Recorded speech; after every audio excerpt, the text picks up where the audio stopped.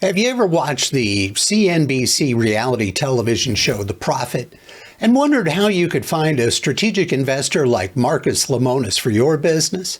Meet my friend Marty Fahncke. One of the guests I had on recently talking about selling your business, we talked about selling your business to the public through an IPO or a variety of other options.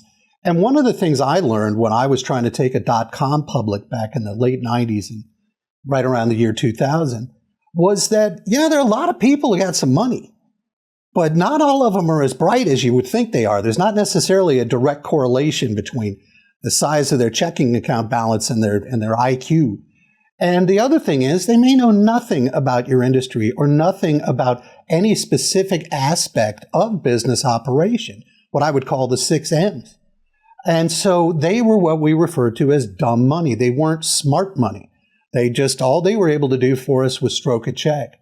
And it sounds like what you're talking about here, in many cases, could be so much more valuable than even the money itself.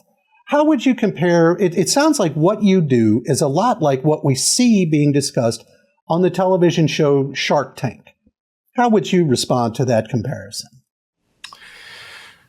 Shark Tank, I would actually more liken it to the television show The Profit, if you want to talk television show comparisons. Shark Tank generally tends to be early stage investments, somebody that has an idea that is either at prototype stage or maybe just post-launch stage. And so the sharks are there to invest a lot of money to get it off the ground. Now, they do provide strategic investments. So in particularly, her name escapes me, but the one who has a lot of experience in direct marketing and QVC, a lot of times you'll see as part of her investment, she'll say, I'll get you on QVC. Pardon me? Yeah.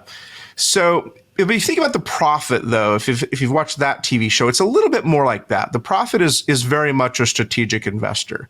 So he'll go into a business, he will invest in a percentage of the business, and there's a big difference between what he does and what my group does, and I'll tell you about that later. But not only is he providing cash, but then he comes in and what's his catchphrase? I'm 100% in charge, right? Mm-hmm. So he's providing business strategy, business consulting to help that business grow, fix the problems they have, and then beyond that, for the businesses that really are successful for him, he's providing a substantial amount of strategic support to all of the businesses. For example, in one of the earlier seasons of The Profit, he purchased a very small sign shop. Well, that sign shop is now a very large sign shop. Why? Because every business The Profit invests in, he buys new signs for, including his biggest business, which is Camping World. And guess who provides all of the signs for all those businesses? That sign shop.